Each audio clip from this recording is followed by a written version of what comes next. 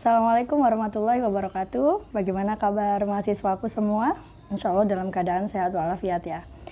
Baik, hari ini kita akan membahas tentang sejarah bencana di Indonesia sebagai pertemuan kita yang kedua untuk mata kuliah keperawatan bencana. Are you ready? Oke. Kalau kita lihat bahwa Indonesia ini merupakan negara kepulauan yang terluas di dunia, yang luasnya 17.540 itu dengan jumlah pulaunya, dan luasnya ya sangat luas sekali. Tidak heran maka Indonesia disebut sebagai supermarketnya bencana. Namun kini Indonesia tidak bisa dipanggil hanya sebagai supermarket bencana, namun kita adalah laboratorium bencana. Jadi tempat penelitian ya, pusat penelitian terkait kejadian bencana yang ada di dunia. Namun sayangnya kita ketahui bersama bahwa jumlah penelitian bencana yang ada di Indonesia, yang dilakukan oleh peneliti Indonesia, itu jumlahnya masih belum begitu banyak. Selain Indonesia sebagai negara kepulauan yang terluas, Indonesia juga terletak di pertemuan 4 lempeng tektonik, dan dari keempat lempeng tektonik itu berbaris gunung api dari ujung barat sampai timur. Tidak heran maka bencana yang sering terjadi di Indonesia seperti gempa bumi, kemudian tsunami ya, gunung meletus ya. Selain itu, Indonesia mempunyai populasi yang terbesar dengan keanekaragaman etnik, suku, dan agama, sehingga ini juga menjadi bencana yang sifatnya sosial, beresiko untuk terjadi bencana yang sosial, yaitu konflik etnik, kemudian konflik agama ya, kemudian terorisme. Nah, terkait dalam hal penanganan bencana di Indonesia, sebenarnya Indonesia sudah mempunyai tokoh yang mempunyai peran penting, bahkan bisa dikatakan bahwa Indonesia mempunyai sejarah yang pertama kali terkait penanggulangan bencana. Kita kenal dengan Kiai Haji Ahmad Dahlan ya, dengan organisasinya ya, Persyarikatan Muhammadiyah yaitu PKU. Beliau mendirikan PKU yang singkatan dari Penolong Kesengsaraan Umum.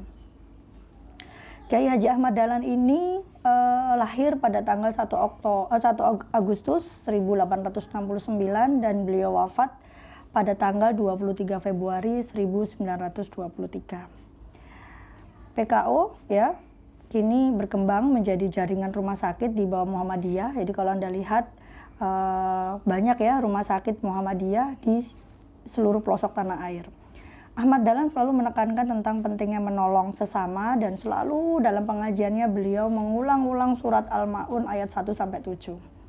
Nah, sejak berdirinya PKU ini ya, maka lembaga ini sangat aktif dalam menolong masyarakat yang mengalami musibah baik kebakaran maupun banjir. Yang fenomenal yaitu pada saat kejadian meletusnya Gunung Kelut ya pada tahun 1917.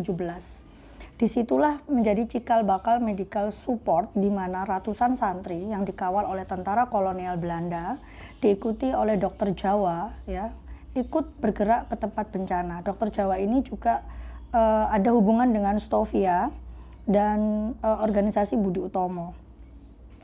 Nah,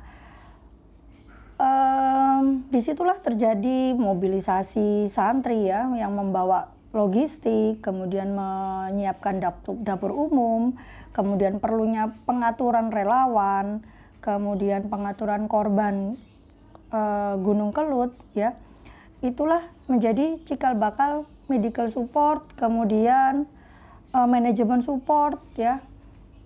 Dan tidak bisa dipungkiri bahwa Muhammadiyah dalam sejarah Indonesia merupakan yang pertama kali meletakkan dasar disaster management dan disaster medicine. Itu sebabnya kalau Anda pernah mendengar organisasi yang namanya MDMC ya, Muhammadiyah Disaster Management Center, itu bukan hal yang mengejutkan lagi bahwa mereka sudah sangat eksis sejak dahulu kala terkait penanganan bencana. Selain itu, pada tanggal 15 Februari 1923, Rumah Sakit PKU Muhammadiyah sudah mulai berdiri, dan disitulah terbentuk IGD ya, IGD yang menangani kecemasan pasien. Dulu istilahnya kecemasan pasien. Nah, inilah juga menjadi cikal bakal berdirinya adanya profesi dokter spesialis emergensi. Ya, jadi tidak bisa dipungkiri bahwa memang Muhammadiyah yang menetapkan dasar penanggulangan gawat darurat baik pada fase pra rumah sakit yaitu pra hospital, kemudian fase IGD-nya ya, fase rumah sakitnya, dan bagaimana penolongan bencana atau penolongan pada saat korban massal. Tapi pada saat itu, tapi pada saat itu peran kita ya, peran di tenaga keperawatan dan medis itu hanya pada kasus tanggap darurat, yang sekarang ini sudah mengalami pergeseran bahwa peran kita juga masuk di tahapan pra bencana. Jadi sebelum terjadi bencana, pada saat bencana, dan pasca bencana. Kemudian organisasi yang lain yang juga eksis di bidang kebencanaan yaitu Yayasan Ambulans Gawat Darurat 118 ya, yang dirintis pada tahun 1969, didirikan oleh IKABI ya, dan Yayasan Ambulans Gawat Darurat 118 yang pertama kali meletakkan dasar-dasar penanganan korban massal dengan menggunakan sistem penanggulangan gawat darurat yang kita kenal dengan SPGD. SPGD digunakan untuk menangani bencana ya, dengan sumber daya manusianya baik secara sarana medik maupun non medik, 7 hari 24 jam istrinya tanpa henti, dengan adanya brigade siaga bencana sebagai bagian personil dari AGD 118.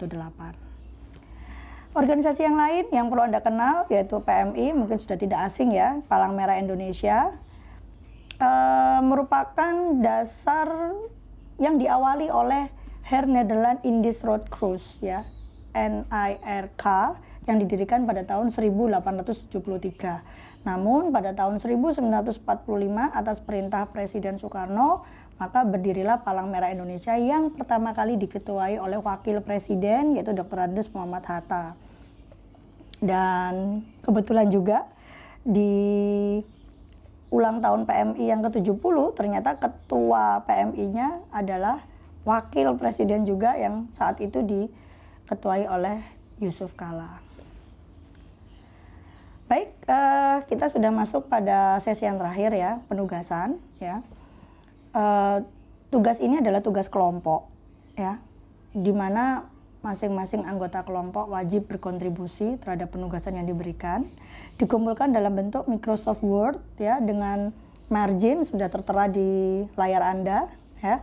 Menggunakan kertas A4 dengan spasi 1,5, tulisannya Arial, maksimal 10 halaman ya, minimal dan maksimal 10 halaman, disertai dengan daftar pustaka. Dikumpulkan hari ini 10 September sampai pukul 23.59 ya. Silakan di email ke saya di merinawidyasuti@stikasangtua.sby.ic.id. Makalahnya nanti diberi nama, dikasih nama, dikasih NIM ya.